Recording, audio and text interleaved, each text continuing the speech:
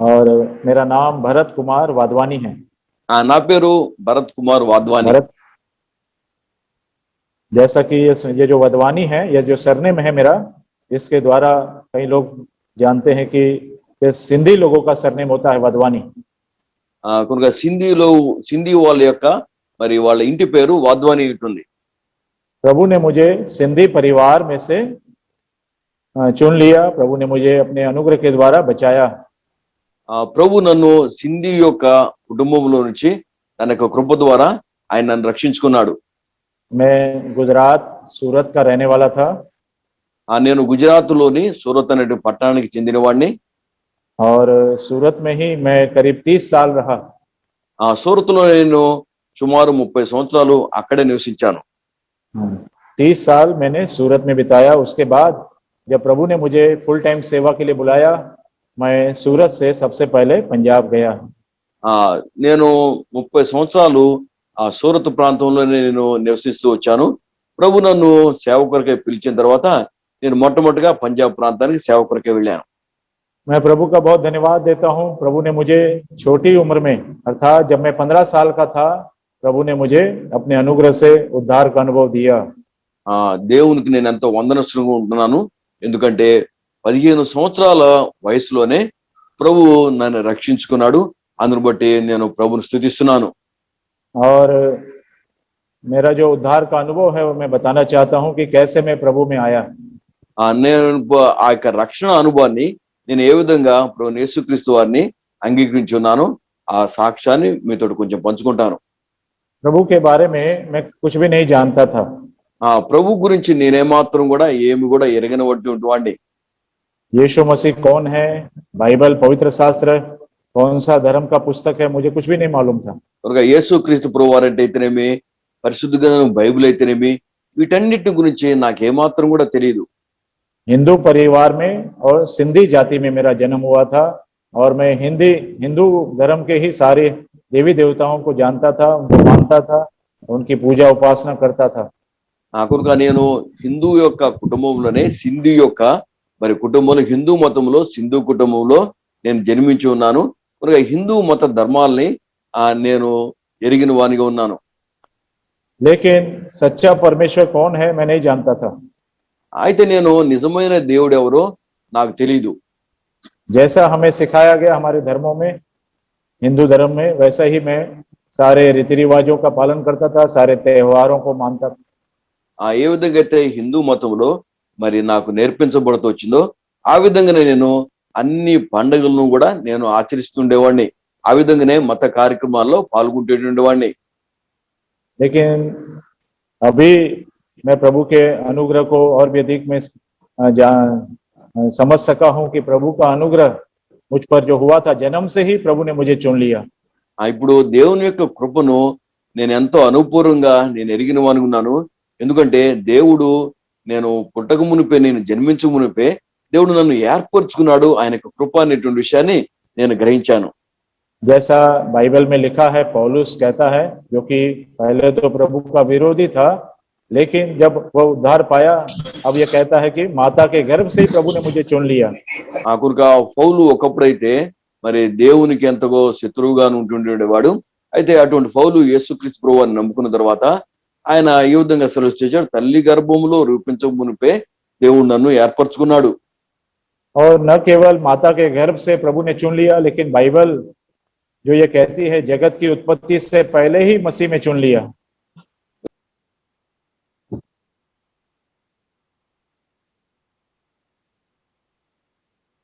ఆయన ఈ యొక్క జగత్తు పునాది వేయబడక మునిపే ఆయనను రక్షించుకున్నాడు. प्रभु की योजना कितनी अद्भुत है, यह बाइबल पढ़ने से मुझे समझ में आया। ఆ దేవుని యొక్క సంకల్పము ఎంత అద్భుతమైందో దేవుని యొక్క వాక్యాన్ని బైబిల్ చదువుకున్న తర్వాతనే నాకు అర్థమవుతూ వచ్చింది. माता के गर्भ से चुन लिया, उससे भी पहले, जगत की उत्पत्ति से पहले ही चुन लिया। తల్లి గర్భంలో రూపించబడం మునిపే ఆయన ఏర్పరచుకున్నాడు. అంత మునిపే జగత్తు పునాది వేయబడు మునిపే దేవుడు నన్ను ఏర్పరచుకున్నాడు. और यिर्मयाह में जैसा लिखा है, जब मैं इस वचन को पढ़ता हूं तो समझ में आता है, प्रभु का प्रेम सनातन का प्रेम है, एवरलास्टिंग लव है।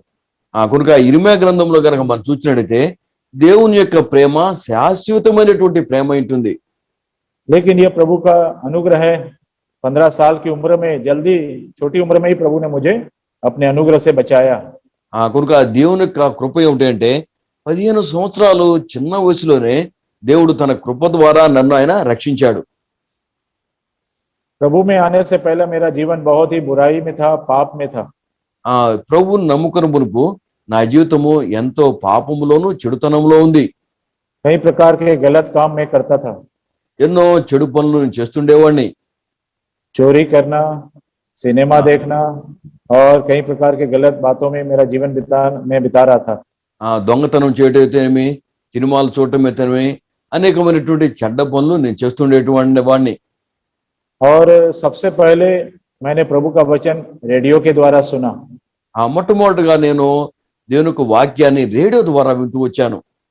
उससे भी पहले थोड़ा मुझे याद है कि कुछ बहनें सुसमाचार प्रचार कर रही थी, तो गॉस्पल पैकेट वो सेल कर रही थी, बांट रही थी और सेल भी कर रही थी। मैंने गॉस्पल पैकेट खरीदा था। అంటే అంతకు ముందే కొంతమంది సహోదరులు ఆ యొక్క సువార్త పత్రికలను వాళ్ళు అందిస్తూ వచ్చారు, సువార్త పత్రికలను అమ్ముతూ వచ్చారు. ఆ సమయంలో నేను వాళ్ళ దగ్గర నుంచి ఆ యొక్క సువార్త పత్రికలు నేను కొంటూ వచ్చాను. मैंने बहुत कम दाम में था, इसलिए मैंने ले लिया 15 पैसे में। उस समय 1980 की बात है, 1980 में ओनली 15 पैसा में गॉस्पल पैकेट मैंने लिया। కనుక అది 1980 సంవత్సరం అయి ఉంటుంది. ఆ దినాల్లో చాలా వాటి యొక్క ఖరీదు తక్కువ ఉంటుంది, కేవలం 15 పైసలు మాత్రమే. అంత తక్కువ ధర గనక నేను యొక్క సువార్త పత్రికలు నేను కొంటూ వచ్చాను. और मैंने सोचा ये स्टोरी का कोई बुक है, इसको पढ़ने से अच्छा लगेगा। నేనేమనుకున్నానంటే ఇది ఒక కథల పుస్తకం ఏంటుంది, ఇది చదువుకుంటే బాగుంటుందని అనుకున్నాను. और जब मैंने उस गॉस्पल पैकेट को खोल कर देखा तो मरकुस रचित सुसमाचार, यूहन्ना सुसमाचार और कुछ पैम्पलेट्स, ऐसा उसमें कुछ छोटी छोटी बुकलेट्स थी। ఆ సువార్త ప్యాకెట్ నేను దాన్ని తెరిచి చూచినప్పుడు దాంట్లో మార్క్ సువార్త ఉన్నది, యోహాన్ సువార్త ఉన్నది, ఆ తర్వాత కొన్ని చిన్న చిన్న సువార్త కరపత్రికలు వాటిలో ఉన్నవి. मैंने उसको लेकर रख दिया था, लेकिन पूरी तरह से पढ़ा नहीं था। నేనైతే వాటిని తీసుకున్నాను కానీ వాటిని పూర్తిగా నేను చదవలేదు. और मुझे यह भी नहीं मालूम कि यह प्रभु यीशु मसीह के बारे में है। కనుక అది యేసుక్రీస్తు ప్రభు వారి గురించి అని నాకు ఏమాత్రం కూడా తెలియదు. और इस तरह से 15 साल की उम्र में मैं सिनेमा का बड़ा शौकीन था। मुझे सिनेमा देखना और सिनेमा के गीत सुनना बहुत अच्छा लगता था। కనుక 15 సంవత్సరాల వయసులో కనుక నాకు సినిమాలంటే చాలా ఇష్టము, సినిమా పాటలు పాడటం అంటే కూడా చాలా ఇష్టము. और हमारे घर के पास ही 2 बड़े थिएटर थे, सिनेमा थे, उसमें मैं ज्यादा से ज्यादा समय बिताता था। మా ఇంటి దగ్గరనే సినిమా హాల్ ఉన్నాయి, ఆ సినిమా థియేటర్లో నేను ఎక్కువ సమయాన్ని నేను గడుపుతూ వచ్చాను. उस समय में 1980 में सिनेमा के गीत में बहुत सुनने की मतलब इच्छा होती थी, सुनता रहता था। 1980 సంవత్సరంలో ఆ సినిమా పాటలు వినటము నాకు ఎంతో ఇష్టంగా ఉంటుంది. కనుక ఆ పాటలు ఎక్కువగా నేను వింటుండేవాడిని. उस समय ऐसा आजकल हमारे पास जैसा मोबाइल है या उस समय टेलीविजन भी नहीं था हमारे पास, एक रेडियो मैंने रखा हुआ था। కనుక ఆ సమయంలో అయితే ఈ రోజుల్లో మనం కలిగినట్లు సెల్ ఫోన్లు లేవు, టీవీలు లేవు. ఆ రోజుల్లో నేను ఒక రేడియోని నా దగ్గర ఉంచుకున్నాను. और एक दिन जब मैं घर में आया तब रेडियो पर विश्ववाणी से आराधना प्रोग्राम चल रहा था। ఒకరోజు నేను ఇంటికి వచ్చినప్పుడు ఆ రేడియోలో విశ్వవాణి కార్యక్రమం ద్వారా ఆరాధన కార్యక్రమాన్ని నేను వింటూ వచ్చాను. और मेरी माताजी ने भी अचानक रेडियो को लिया था और अचानक ऐसे ट्यून किया तो वो प्रोग्राम चल रहा था। మా తల్లి గారు కూడా అకస్మాత్తుగా రేడియోని తీసుకున్నారు. దాన్ని ఆ విధంగా మరి తిప్పుతున్న సందర్భంలో ఆ విశ్వవాణి ప్రోగ్రాం దాంట్లో వస్తూ వచ్చింది. और ये मेरी माताजी को भी नहीं मालूम था, ये प्रभु की ओर से था। ఇది మా తల్లి గారు కూడా తెలీదు, ఇది దేవుని వైపు నుంచి అని ఆమె కూడా ఎరుగరు. पहले तो जब मैं घर में आया और ये रेडियो पर कोई प्रवचन, कोई बाइबल का संदेश चल रहा था, तो मैंने कहा इसको बंद करो। కనుక మొట్టమొదటిగా మరి ఆ రేడియోలోంచి ఆ దేవుని యొక్క వాక్యము, బైబిల్ యొక్క వర్తమానం వస్తుంటే దాన్ని ఆపేసేయండి అంటూ వచ్చాను నేను. और मैंने कहा कि सिनेमा का गीत चलाओ। నేనేమన్నానంటే సినిమా పాటలు పెట్టండి అన్నాను. लेकिन मेरी माताजी ने कहा नहीं बेटा, जो चल रहा है उसको सुनने दो, उसको ఆ, बंद मत करो। కనుక మా అమ్మగారు ఏమన్నారంటే ఏదైతే వస్తుందో అది విందాం, దాన్ని నువ్వు ఆపొద్దు అని చెప్పారు. और मैंने सोचा चलो ये आधा घंटा में या थोड़ा समय में बंद हो जाएगा, बाद ఆ, में मैं सिनेमा का गीत सुनूंगा। కనుక నేను అనుకుంటూ వచ్చినాను అరగంట తర్వాత, అరగంట కల్లా ఈ యొక్క కార్యక్రమం అయిపోతుంది, నేను ఇక తర్వాత సినిమా పాటలు వింటాను అనుకుంటూ వచ్చాను.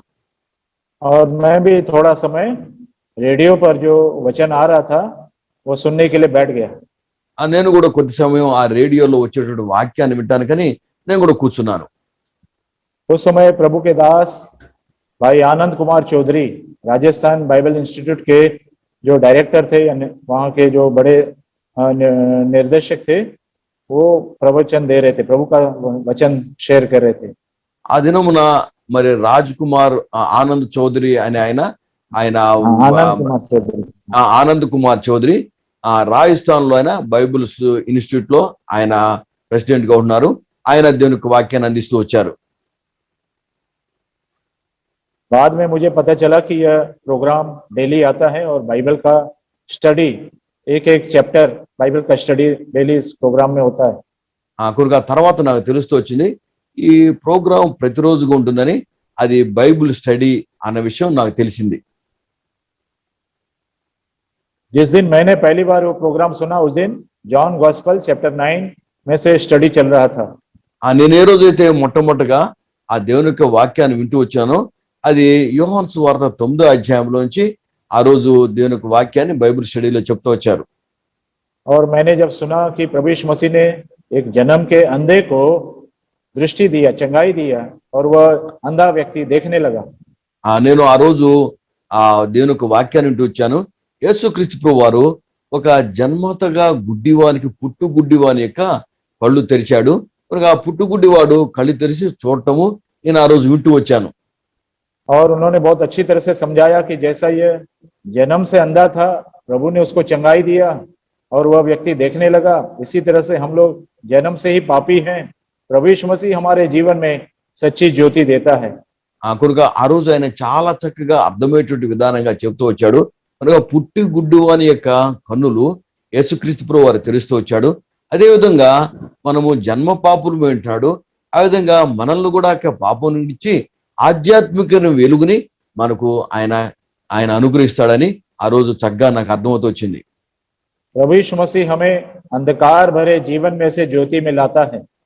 యేసుక్రీస్తు ప్రభువు వారు మనల్ని ఆ యొక్క చీకటిలో నుంచి ఆయన వెలుగులోనికి నడిపిస్తాడు.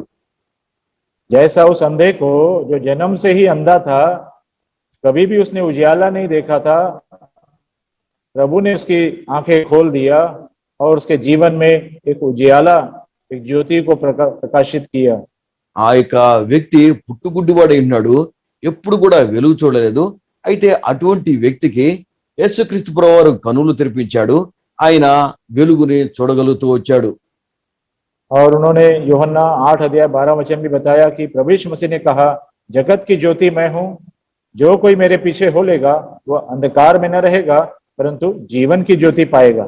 ఆయన యోహాను సువార్త 8వ అధ్యాయంలో 12వ వచనాన్ని కూడా ఆ రోజు చెప్తూ వచ్చాడు, నేను ఈ లోకమునికి వెలుగై ఉంటున్నాడు, నన్ను వెంబడించేవాడు ఈ లోకము యొక్క చీకటిలో ఏమాత్రం కూడా నివసించడు అంటూ ఆయన ఆ వాక్యాన్ని సెలవిస్తూ వచ్చాడు. मुझे नहीं मालूम मेरी माताजी वो प्रवचन, वो संदेश सुन रही थी या नहीं सुन रही थी, लेकिन मैंने बड़े ध्यान से सुना। మా అమ్మగారు ఆ యొక్క వర్తమానాన్ని వింటున్నారో లేదో నాకైతే తెలియదు, కానీ నేనైతే చాలా జాగ్రత్తగా ఆ యొక్క వర్తమానాన్ని వింటూ వచ్చాను. और प्रोग्राम खत्म हुआ तो बाद में मैंने अंत में अनाउंसमेंट सुना कि कल भी इसी टाइम पर, इसी मीटर बैंड पर आराधना प्रोग्राम शुरू होगा। కనుక ఆ యొక్క మరి ఆ రోజు ఆ ప్రోగ్రాం అయిపోయిన తర్వాత వాళ్ళు ఒక మరి అనౌన్స్మెంట్ చేస్తూ వచ్చారు, రేపు కూడా ఇదే సమయానికి ఇదే మీటర్ బ్యాండ్ లో మరలా దేవునికి వాక్యాన్ని మీరు వినొచ్చు అని ఒక అనౌన్స్మెంట్ చేశారు. नेक्स्ट डे मैं बिफोर टाइम, पहले से ही टाइम से पहुंचकर रेडियो को ऑन किया और वही प्रोग्राम सुनने के लिए मैं फिर बैठ गया। ఆ తర్వాత రోజు కూడా ఇంకా టైం అంటే ముందుగానే కూడా సమయానికి ముందుగానే నేను రేడియోని ఆన్ చేశాను, రేడియో వద్ద కూర్చున్నాను ఆ యొక్క సందేశాన్ని వినేందుకు కొరకై. पहले दिन मैंने विरोध किया, मैंने कहा बंद करो, मुझे सिनेमा का गीत सुनना है, लेकिन मेरी माताजी ने मुझे रोका कि नहीं ये वचन चलने दो। మొదటి రోజు అయితే నేను దాన్ని ఆపేసేయండి అంటూ మా అమ్మగారితో చెబుతూ వచ్చాను. నేను సినిమా పాటలు వినాలి, ఆపేసేయండి అంటూ కోరుతూ వచ్చాను. అయితే మా అమ్మగారు దాన్ని ఆపొద్దు, మనకి ఈ ప్రోగ్రాం మనం వినటం ప్రారంభించాం కాబట్టి ఇది కొనసాగిద్దాము అంటూ చెప్తూ వచ్చారు.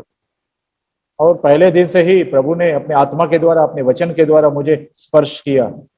మొట్టమొదటి రోజే ప్రభు తన యొక్క ఆత్మ ద్వారా తన యొక్క వాక్యం ద్వారా నన్ను తాకుతూ వచ్చాడు.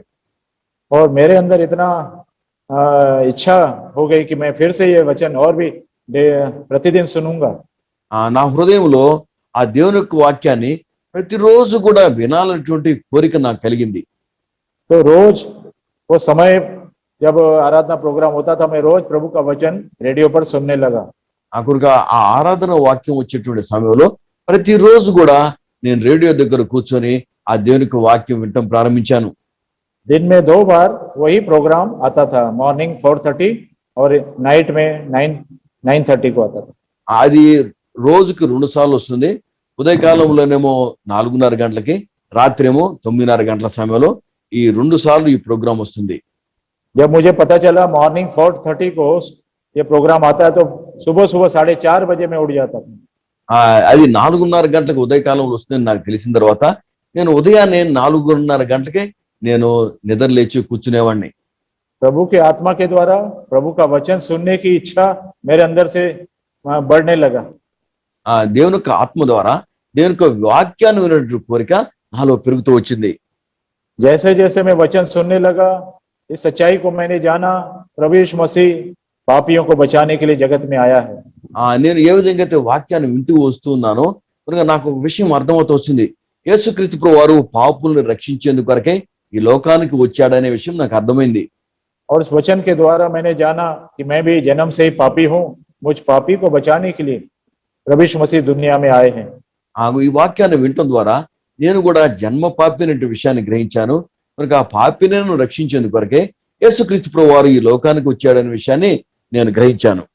और भी बहुत सारे बाइबल के वचन अभी शेयर करूंगा तो काफी समय जाएगा, लेकिन मुख्य रीति से रेवलेशन 3:20 प्रकाशित वाक्य 3 अध्याय 20 वचन के द्वारा प्रभु ने मुझसे बातें किया। కనుక చాలా వాక్య భాగాలు ఉన్నాయి, అయితే చాలా ఎక్కువ సమయం తీసుకుంటాం కాబట్టి మనము ప్రకటన గ్రంథం 3వ అధ్యాయం 20 వచనంతోటి దేవుడు నాతోటి మాట్లాడుతూ వచ్చాడు. प्रभु ने कहा, देख मैं द्वार पर खड़ा हुआ खटखटाता हूँ, जो कोई मेरा शब्द मेरी वाणी को सुनेगा और मेरे लिए द्वार खोलेगा, मैं उसके पास भीतर आकर उसके साथ भोजन करूंगा और वो मेरे साथ करेगा। ప్రభు నాతో చెప్తూ వచ్చాడు.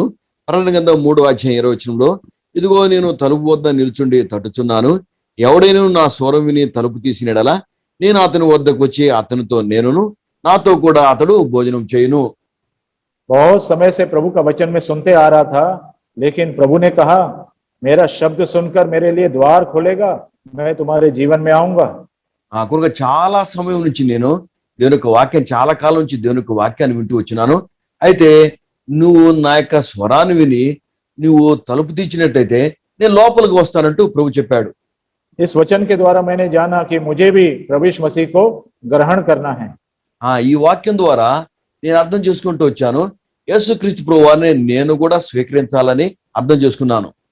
और प्रभु ने मुझे अनुग्रह दिया, मैं घुटने टेक कर प्रार्थना करने लगा। నేను ప్రభు నాకు కృపనిచ్చాడు, నేను మోకాళ్ళ మీదకి వచ్చేసి ప్రార్థన చేయటం ప్రారంభించాను. कैसे प्रार्थना करना, प्रार्थना में क्या बोलना मुझे नहीं मालूम था। ప్రార్థన ఎట్లా చేయాలి, ప్రార్థనలో ఏం చెప్పాలి నాకేం మాత్రం కూడా తెలియదు.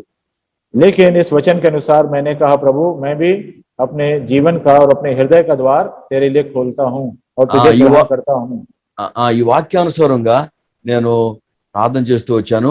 ప్రభువా, నేను నా యొక్క జీవితాన్ని, నా యొక్క హృదయాన్ని నీ కొరకై నేను తెలుస్తున్నాను, మిమ్మల్ని నేను స్వీకరిస్తున్నానని చెప్పాను. घुटने टेक कर मैंने प्रार्थना किया। ఇది నేను మోకాళ్ళ మీదకి వచ్చేసి ప్రార్థన చేశాను. जिस दिन मैंने प्रार्थना किया उसी दिन से प्रभु ने मेरे जीवन को, मेरे स्वभाव को बदल दिया। ఏ రోజైతే నేను ప్రార్థన చేశానో ఆ రోజు నుంచే దేవుడు నా యొక్క జీవితాన్ని, నా యొక్క స్వభావాన్ని కూడా మార్చాడు. नया जन्म का अनुभव दिया, నూతన జన్మ యొక్క అనుభవాన్ని నాకు ఇచ్చాడు. और मेरे लिए सब कुछ नया कर दिया। నా జీవితంలో అన్ని కూడా నూతనం చేశాడు, సమస్తం నూతనం చేశాడు. पहले मैं जिन पापों में मुझे खुशी होता था, आनंद मनाता था, अब उन पापों से मुझे घृणा होने लगी। కనుక అంతకుముందు ఏ పాపములు అయితే నాకు సంతోషం ఆనందం కలుగుతూ వచ్చిందో ఆ పాపాల మీద నాకు ద్వేషం కలుగుతూ వచ్చింది. सिनेमा के गीतों से भी मुझे घृणा होने लगी।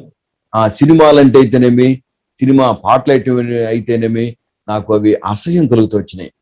और मैं प्रभु के वचन की मेरे अंदर जो भूख और प्यास अपने आप बढ़ती गई।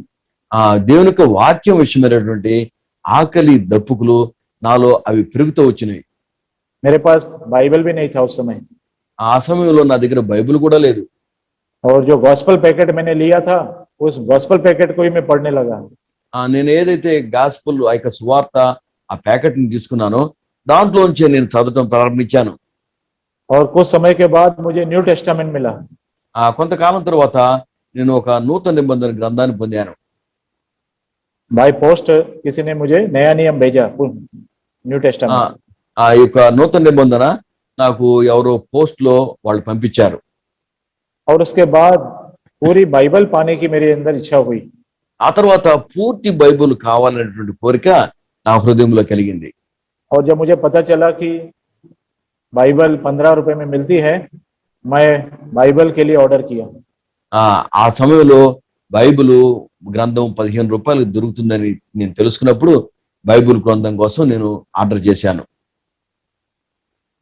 उस समय कोई पोस्ट जो मोबाइल का एसएमएस नहीं होता था या ऐसा कोई ऑनलाइन ऑर्डर नहीं होता था, लेकिन बाय लेटर मुझे लिखना पड़ता था। అంటే ఆ రోజుల్లో మనకున్నట్లుగా ఇప్పుడు మరి ఫోన్లలో ఎస్ఎంఎస్లు అట్లాంటివి స్థితి లేదు. నేను ఉత్తరం రాశాను దాని కొరకై. तो जो मैंने लेटर लिखा उसके 15 दिन के बाद पूरी बाइबल मुझे मिली।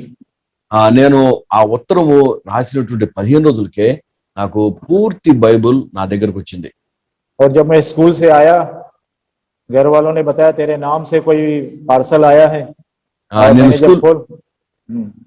నేను స్కూల్ నుంచి వచ్చిన తర్వాత మా ఇంట్లో వాళ్ళు చెబుతూ వచ్చారు, నీకు ఒక పార్సిల్ వచ్చిందని చెప్పారు. और मैंने जब खोल कर देखा पूरी बाइबल, पवित्र शास्त्र बाइबल मुझे उस दिन प्राप्त हुई। కనుక నేను దాన్ని తెరిచి చూచినప్పుడు మరి పూర్తి సంపూర్ణమైనటువంటి పరిశుద్ధ గ్రంథం బైబిల్ నేను చూడగలిగాను. तो फर्स्ट बाइबल 1980 में 15 रुपीस में 15 रुपए में मैंने प्राप्त किया। కనుక 1980 సంవత్సరంలో 15 రూపాయలకి ఆ పూర్తి బైబిల్ గ్రంథాన్ని నేను పొందగలిగాను. और जैसे ही मैंने बाइबल खोला, जेनेसिस से मैंने पढ़ना स्टार्ट कर दिया। उत्पत्ति की पुस्तक पहले अध्याय से पढ़ना शुरू कर दिया। కనుక నేను బైబిల్ తెరిచిన తర్వాత ఆది కాండం మొదటి అధ్యాయం నుంచి నేను చదవటం ప్రారంభించాను. और कंटिन्यू में 9 चैप्टर तक पढ़ता रहा। నేను 9 అధ్యాయాల వరకు మరి నేను చదవటం వరుసగా నేను ఆపకుండా చదవటం ప్రారంభించాను. किसी ने भी मुझे नहीं बताया था कि बाइबल कहाँ से पढ़ना है, कैसे पढ़ना है। मैं स्टार्टिंग से एक एक चैप्टर पढ़ता रहा।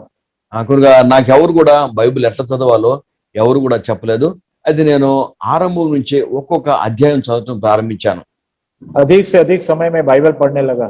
నేను ఎక్కువ సమయాన్ని బైబిల్ గ్రంథం చదవటంలో నేను వినియోగించాను. सब कुछ मुझे समझ में नहीं आता था, फिर भी मैं सिंपली बाइबल पढ़ता रहा। నాకు అన్ని విషయాలు కూడా అర్థం కావటం లేదు, కానీ అయినా కూడా నేను ఆ బైబిల్ గ్రంథాన్ని చదువుతూనే వెళ్ళాను. और कुछ ही दिनों में मैंने पूरी बाइबल कंप्लीट किया। కొద్ది దినాల్లోనే ఆ బైబిల్ గ్రంథం అంతా కూడా చదవటం నేను పూర్తి చేశాను. और फिर मैं रिपीट ऐसा तब से लेकर आज तक बाइबल को अनेक बार बार पढ़ने लगा। నేను అప్పటి నుంచి ఇప్పటి వరకు కూడా బైబిల్ని అనేక సార్లు నేను చదువుతూ వచ్చాను. प्रभु के वचन का भूख और प्यास और प्रभु के वचन का आनंद कभी भी कम नहीं हुआ। కనుక ఆ దేవునికి వాక్యం పట్ల ఆకలి దప్పులు, ఆ దేవునికి వాక్యం పట్ల సంతోషం నాకేమాత్రం కూడా తగ్గిపోలేదు. और इसी बाइबल के द्वारा इस सच्चाई को मैंने जाना कि प्रभु का अनुग्रह कितना महान है। ఈ బైబిల్ ద్వారానే దేవుని యొక్క సత్యాన్ని నేను తెలుసుకుంటూ వచ్చాను. అదేమిటంటే దేవుని యొక్క కృప ఎంత గొప్పదో నేను తెలుసుకున్నాను. रोमियो 10 अध्याय 20 वचन मेरे जीवन में बहुत स्पष्टता से लागू होता है। Romans chapter 10 verse 20। రోమీయులకు రాసిన పత్రిక 10వ అధ్యాయం 20వ వచనము నా జీవితంలో ఎంతో ఖచ్చితంగా అది నెరవేర్చబడుతూ వచ్చింది. जो मुझे ढूंढते भी नहीं थे, तो उन्होंने मुझे प्राप्त किया, ऐसा बाइबल में लिखा है। ఆ కొరకు అక్కడ 10వ అధ్యాయం వచనంలో నన్ను వెదకని వారికి నేను దొరికి తిని అని రాయబడుతూ వచ్చింది. जो मुझे नहीं ढूंढते थे उन्होंने मुझे पा लिया, जो मुझे पूछते भी नहीं थे उन पर मैं प्रकट हो गया। ఆ నన్ను వెతకని వారికి నేను దొరికి తిని నన్ను విచారించిన వారికి ప్రత్యక్షమైతిని. मैंने प्रभु को कभी नहीं खोजा, कभी नहीं ढूंढा, लेकिन प्रभु ने मुझे ढूंढ लिया। నేను ఇప్పుడు కూడా ప్రభుని వెతకలేదు, అయితే ప్రభువే నన్ను వెతికాడు. मैंने प्रभु के बारे में कभी नहीं पूछा, लेकिन प्रभु ने अपने आप को मुझ पर प्रकट किया। ఆ కొరకు ప్రభుని గురించి నేను ఎప్పుడు కూడా ఎరగలేదు, నేను అయితే ప్రభువే నన్ను ఆయన వెతికిన వానిగా ఉన్నాడు. ये प्रभु का अनुग्रह था कि रेडियो के द्वारा प्रभु का वचन सुनने का मुझे प्रभु ने मौका दिया। ఆ కొరకు అది దేవుని యొక్క కృప ఉంటుంది. రేడియో ద్వారా దేవుని యొక్క వాక్యాన్ని వినేటువంటి ఆ యొక్క అవకాశాన్ని నేను పొందాను. उस समय मैं किसी विश्वासी को नहीं जानता था, कोई गॉड सर्वेंट, कोई पास्टर को मैं नहीं मिला था। ఆ కొరకు ఆ సమయంలో ఏ యొక్క విశ్వాసులు కూడా నాకు తెలియదు, ఎవరు దేవుని యొక్క సేవకులు అయితేనేమి పాస్టర్లు అయితేనేమి ఎవరు కూడా నాకు తెలియదు. और सूरत में कोई चर्च को भी मैं नहीं जानता था, कौन से कलीसिया में, कौन से चर्च में जाना है। ఆ కొరకు సూరత్లో ఏ సంఘానికి ఏ చర్చికి వెళ్ళాలో కూడా నాకు తెలియదు. 2 साल तक मैं रेडियो के द्वारा ही प्रभु का वचन सुनता रहा और मेरे पास जो बाइबल थी उसको मैं पढ़ता रहा। 2 సంవత్సరాల వరకు నా దగ్గర ఉన్నటువంటి రేడియోలోంచే దేవుని యొక్క వాక్యాన్ని వింటూ వచ్చాను. నా దగ్గర ఉన్నటువంటి ఆ బైబిల్లోంచే దేవుని యొక్క వాక్యాన్ని చదువుకుంటూ వచ్చాను. बाइबल पढ़ने से ही मुझे प्रभु ने मुझसे बपतिस्मा के विषय में बातें किया। ఇక బైబిల్ దేవుని యొక్క వాక్యాన్ని చదవటం ద్వారానే ఆ బాప్తిజం విషయం కూడా దేవుడు నాతో మాట్లాడుతూ వచ్చాడు. मरकुस 16 अध्याय 15 और 16 वचन में बपतिस्मा के विषय में प्रभु ने बात किया। మార్కు సువార్త 15వ అధ్యాయం 16వ వచనం ద్వారా దేవుడు నాతోటి బాప్తిజం విషయం మాట్లాడుతూ వచ్చాడు. बपतिस्मा क्या होता है मुझे नहीं मालूम, బాప్తిజం అంటే ఏమిటో నాకు తెలియదు. और इसके द्वारा क्या होगा, मतलब कैसे लिया जाता है, कौन बपतिस्मा देता है मुझे नहीं मालूम।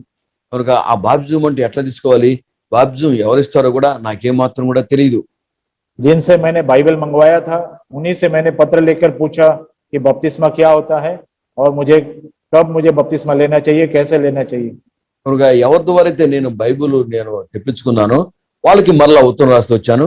బాప్తిజం అంటే ఏమిటి, బాప్తిజం ఎవరి ద్వారా నేను తీసుకోవాలని వాళ్ళకి ఉత్తరం రాశాను.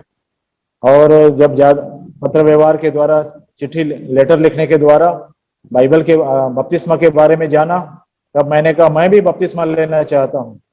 కనుక ఆ ఉత్తరాలు రాయటం ద్వారా ఆ బాప్తిజం గురించి నేను తెలుసుకుంటూ వచ్చాను. ఇప్పుడు నేను బాప్తిజం తీసుకోవాలని నేను కోరుకున్నాను. जयपुर राजस्थान से यह उनका जवाब आता था कि कोई ना कोई गॉड सर्वेंट आएगा, कोई प्रभु का सेवक हम भेजेंगे और आपको वहीं सूरत में आपको बपतिस्मा दिया जाएगा। అక్కడ రాజస్థాన్ లో జైపూర్ నుంచి వాళ్ళు నాకు చెప్తూ వచ్చారు, ఎవరన్నా దేవుని యొక్క సేవకుల్ని సూరత్ ప్రాంతానికి పంపిస్తాం, వాళ్ళ ద్వారా నీకు అక్కడే బాప్తిజం ఇస్తామని చెప్పారు. और जब से उन्होंने मुझे ऐसा जवाब दिया तो मैं प्रतिदिन वेट करने लगा, इंतजार करने लगा कि कब वो प्रभु का सेवक आएगा और कब मैं बपतिस्मा लूंगा। కనుక ఎప్పుడైతే వాళ్ళ దగ్గర నుంచి ఆ సమాధానం వచ్చిందో ఉత్తరం ద్వారా నేను ప్రతిరోజు కూడా ఎదురు చూస్తుండేవాడిని, ఎప్పుడు ఆ దేవుని సేవకులు వస్తారు, ఎప్పుడు నేను బాప్తిజం తీసుకుంటానని ఎదురు చూస్తుండేవాడిని. और मुझे याद है कि हमारा घर की तरफ से जो सड़क है, मैं उस सड़क को देखता था कि कोई आ रहा है।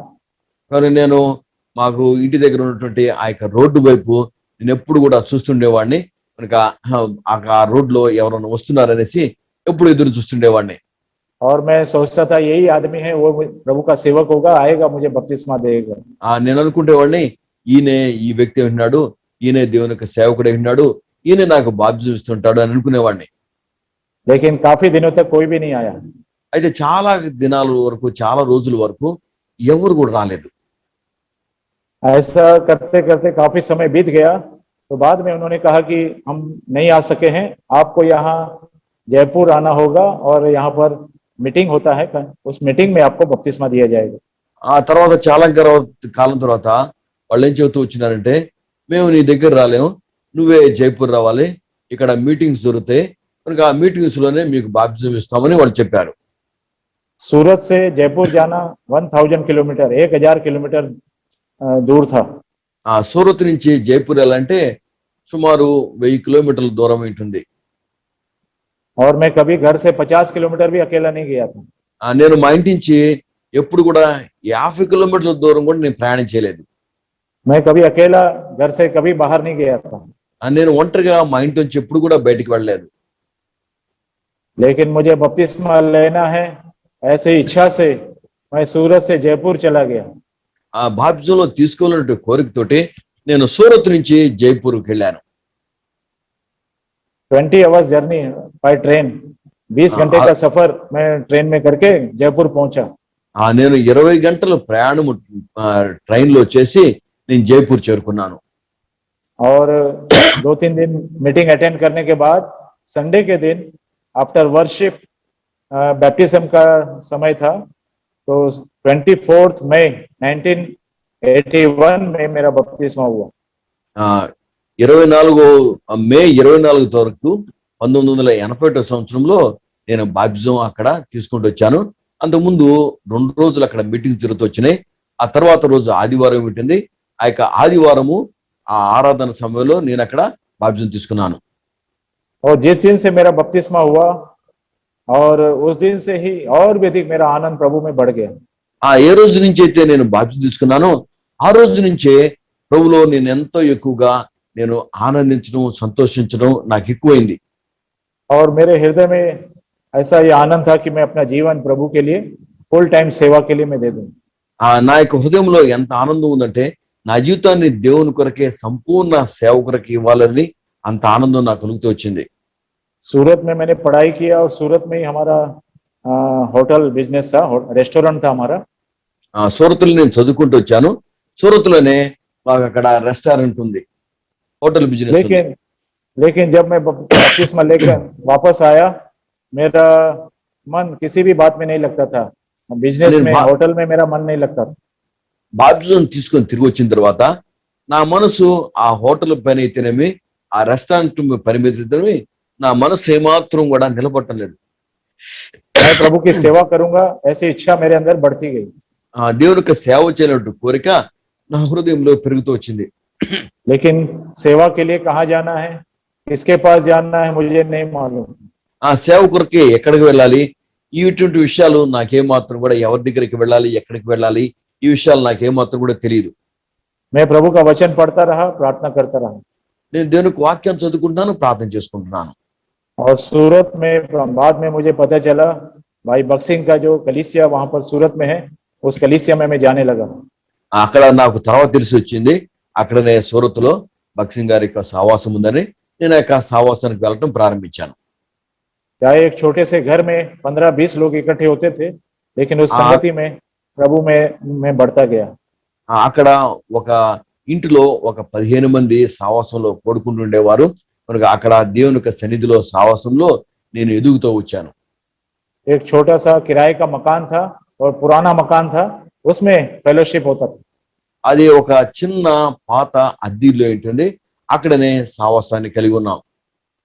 और उस समय प्रभु के दास भाई वैलेंटाइन सेवा करते थे, उनके बाद ब्रदर अरविंद क्रिश्चियन सेवा में आए।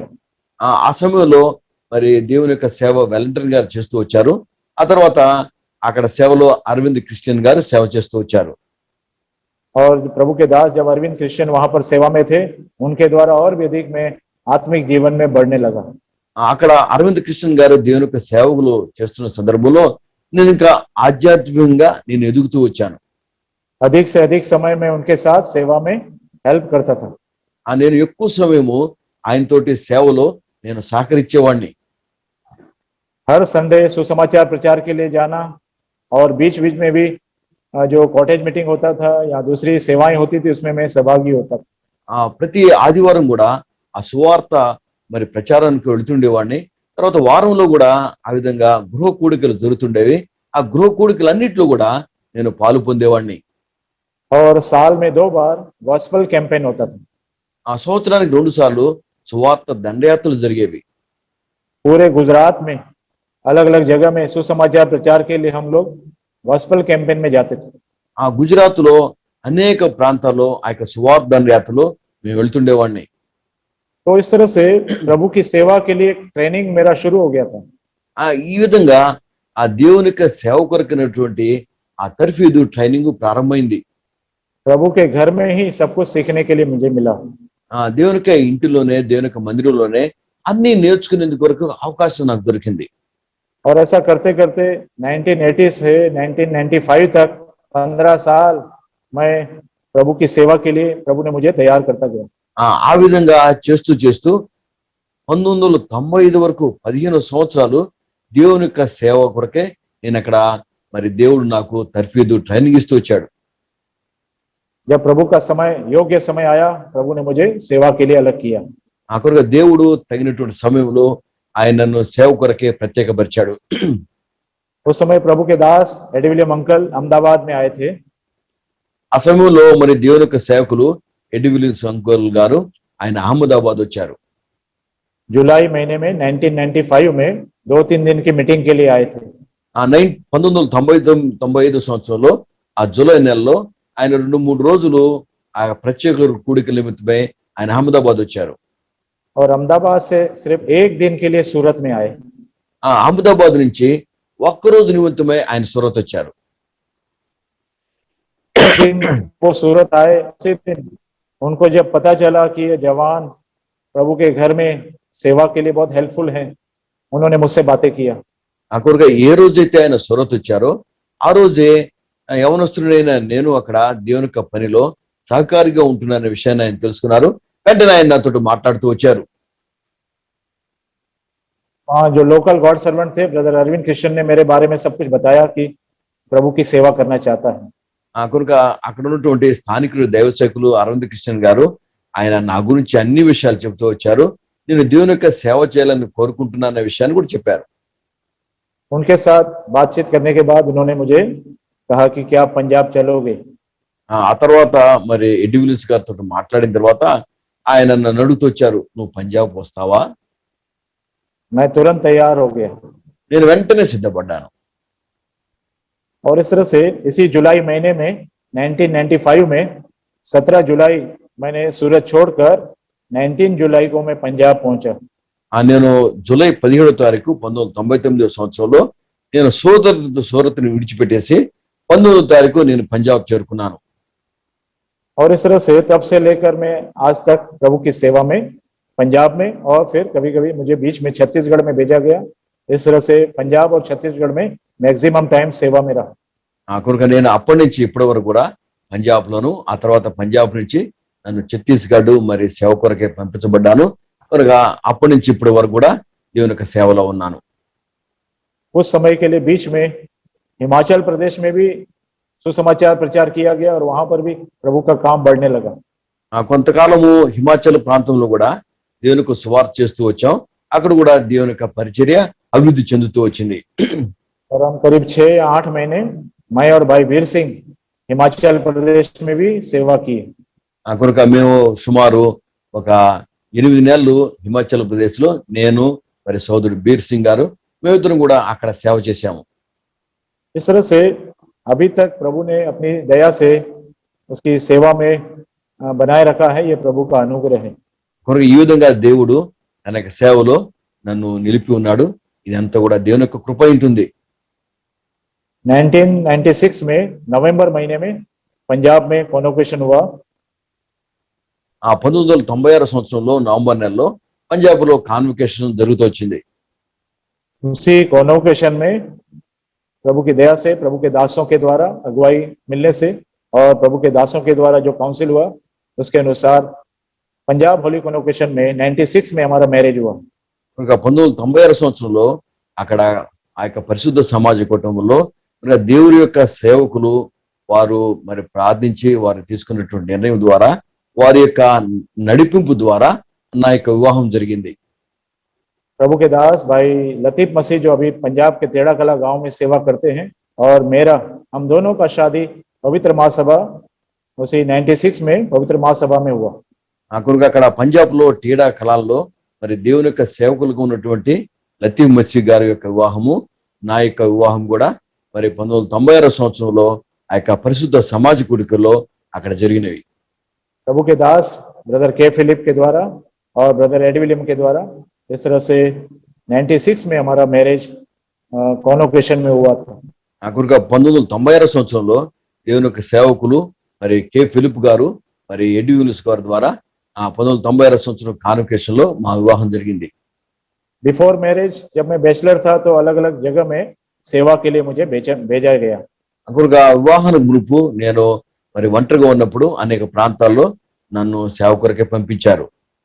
कभी भाई प्रभुदास के साथ, कभी भाई रूबन के साथ, कभी भाई लतीफ मसीह के साथ, कभी भाई सैम विक्लिप के साथ, ऐसा हेल्पर में मैं सेवा में रहा उनके साथ। ఆ కొరకు ఆ విధంగా మరి దైవ సేవకులు ప్రభుదాస్ గారితో తినమి, దైవ సేవకులు రూబెన్ గారితో తినమి, దైవ సేవకులు మరి విక్లిఫ్ గారు తిని, శామ్ విక్లిఫ్ గారు తినమి, వీరందరితో కూడా సహకరించేందుకు కొరకే నన్ను సేవ నిమిత్తమే పంపించారు. लेकिन आफ्टर मैरिज हमें असेंबली में सेवा के लिए रखा गया। ఎవరిది? मैरिज के बाद, शादी होने के बाद हमको लोधी नंगल गांव में एक असेंबली में सेवा के लिए वहां पर भेजा गया। ఆ కొరకు ఆ వివాహం అయిన తర్వాత లోడినంగల్ అనే ప్రాంతంలో దేవుని యొక్క సేవ కొరకే నన్ను కుటుంబంగా పంపించారు. 96 में हमारा जब शादी हुआ, उसके बाद नवंबर के बाद हम लोग तब से 2 साल तक लोधी नंगल गांव में सेवा किया। ఆ 1996 సంవత్సరం మా యొక్క వివాహం తర్వాత 2 సంవత్సరాల వరకు కూడా లోడినంగల్ ప్రాంతంలో మేము దేవుని యొక్క సేవ చేస్తూ వచ్చాం. उसके बाद अबोहर और इस तरह से छत्तीसगढ़ में बिलासपुर और फिर अबोहर और फिर अभी हम कोरबा में प्रभु की सेवा में आए। ఆ తర్వాత అబోహర్ ప్రాంతంలో, పంజాబ్ లో అబోహర్ ప్రాంతంలో, ఆ తర్వాత ఛత్తీస్గఢ్ లో బిలాస్పూర్ ప్రాంతంలో, మరలా కూడా అబోహర్ ప్రాంతంలో, ఆ తర్వాత మళ్ళీ ఇప్పుడు ఛత్తీస్గఢ్ లో, ఇప్పుడు కోర్బాలో నేను దేవుని యొక్క సేవ చేస్తున్నాను. और इस तरह से प्रभु ने आज तक अपनी दया से हमें संभाला है, सहायता किया। ఆ కొరగా దేవుడు తన యొక్క కృపలో ఆయన మాకు సహాయం చేస్తూ వచ్చాడు, మమ్మల్ని కాపాడుతూ వచ్చాడు. प्रभु ने हमें 2 बेटे दिए हैं। ప్రభు మాకు 2 కుమారులు ఇచ్చారు.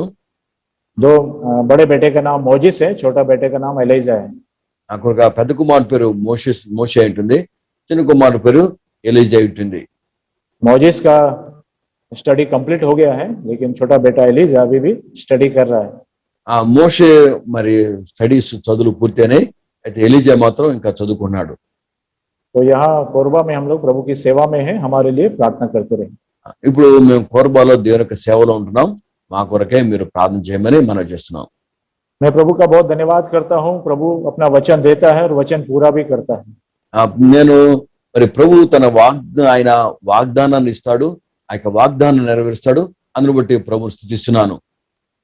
सेवा में आने से पहले ही प्रभु ने मुझे एक वचन दिया, प्रभु यीशु मसीह पर विश्वास कर तो तू और तेरा घराना उद्धार पाओगे। నేను సేవకు రాకమునుపే దేవుడు ఒక వాగ్దానం ఇచ్చాడు, ప్రభువైన యేసునందు విశ్వాసం ఉంచుము, అప్పుడు నీవు నీ ఇంటి వారును రక్షించబడదురు. प्रेरितों के काम 16 का 31 वचन मैं प्रतिदिन आज भी अपना प्रेयर में क्लेम करता हूँ। మనం అపోస్తలుల కార్యం 16వ అధ్యాయం 31 వచనము, ఈ యొక్క వాగ్దానాన్ని ఇప్పుడు కూడా నా యొక్క ప్రార్థనలో నేను దాన్ని ఎత్తిపట్టుకుంటాను.